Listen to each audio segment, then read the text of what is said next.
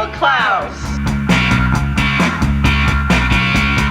Daniel Clowes is doing a signing at Meltdown. I'm really excited to meet him. He's awesome. There's something really peculiar about his writing style. Everything is really angsty and just reminds me of like a true teenage confusion. I'm a huge Ghost World fan. It's one of my favorite movies, one of my favorite comics. It's pretty much what got me into comics. I told him that I was a huge fan of the comic and that I really connected with Enid. He was like, that's awesome, I connect with Enid. And he's like, you kind of look like her. If she had a brother, he would look like you. So I thought that was really awesome, and that made my day.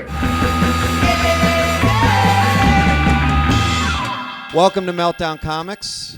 Daniel Clowes and Mark from Boing. This is the 25th anniversary of the beginning of Eightball. What do you think when you look at the very first issues of Eightball? You had to reread the whole thing when you did. So what kind of went through your mind when you looked at these? I never reread any of my old stuff. You know, I have a closet filled with my old comics, and once they enter that closet, they're dead to me. So for this book, I said, I'm going to steel myself. I'm going to sit down and I'm going to read these old comics. And it was like seeing them for the first time. Like, I really didn't remember any of it. You know, there were like little panels that, oh yeah, I remember doing that.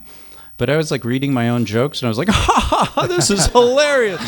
I felt like my wife would walk in and it's like, what are you laughing at? It's like, my own comics, these are great. I realized how many thousands of times I've drawn like a lone character facing an urban background, you know? So it's like the back of somebody's head facing like a city.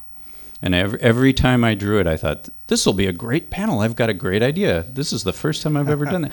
And then you look back and you're like, I was like pathological. I mean, I think that's just certainly the way I see the world. You know, I think I was always very like sort of lonely, isolated kid living in 1970s Chicago, which was certainly an urban wasteland if there ever was one. You look at cartoonists' work and you can really imagine how they grew up. You know, like you look at the Hernandez brothers' work, and there's always like 50 people in every panel.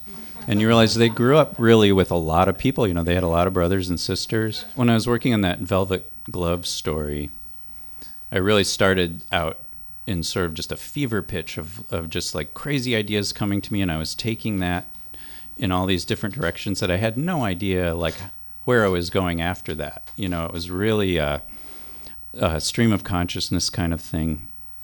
And I just, you know, I was just going with it. I was just like, I want this to be as exciting to the reader as it is to me. So I'm just going to like go into it like it's a total mystery to me as well as to whoever's reading this. Ghost World, you know, when I wrote the book, originally I was like, you know, I was related to the two girls or to the Josh character who knows the girls, you know, but I felt like in their circle pretty much. And then when I reread it years later, I was like, the dad is the only voice of reason. Poor dad doesn't get any credit. You know, I was inspired a lot by young women I went to art school with. You know, I sort of felt like I knew those two. I knew a lot of pairs like that, where there'd be the one who's kind of loudmouth and the one quiet one who was actually kind of meaner than the loudmouth one.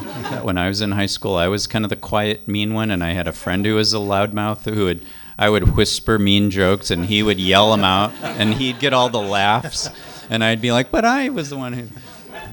But everybody thought I was really nice. Really, to me, the most fun I have is drawing comics, and that's my perfect weekday, and, you know, hanging out with my family and then working on the comics there's really nothing better than that. So I can't make up something. And it's like to, you know, walk naked in a waterfall or something. It's That's great, though. So you're doing exactly what you want to do.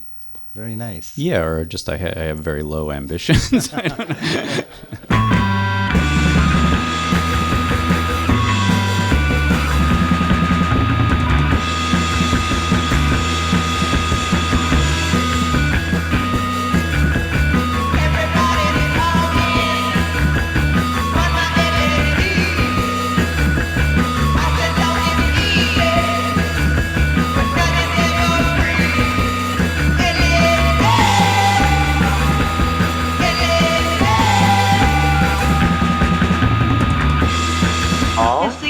Is his cap.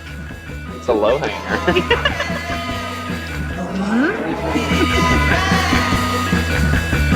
That's awesome. Was that on Halloween? Yeah.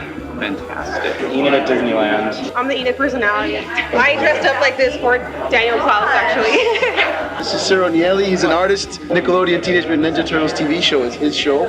So tell him about your My obsession with Dan Clowes. yeah. For a while, 8-Ball was all I read. It kept me going to the comic shop. Early on in 8-Ball, if you looked in the back, Dan offered, like it was a popular thing in the 50s, you would get like a silk tie, and if you lifted it up, there would be a naked woman inside. So Dan would actually hand paint. He would actually hand paint. Take advantage of this completely legitimate, once-in-a-lifetime, super value-packed bargain. Ooh la la, hand-painted girl ties. Nice. The hand-painted ties, and it's just like, oh, I missed it. Is the offer still good, Sheila? No, sadly not. I think I got 5 orders. One guy has 2 of them, and then the other 3 are scattered to the wind. Nobody moves.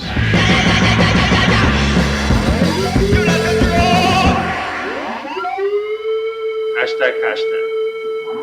Let's go Meltdown.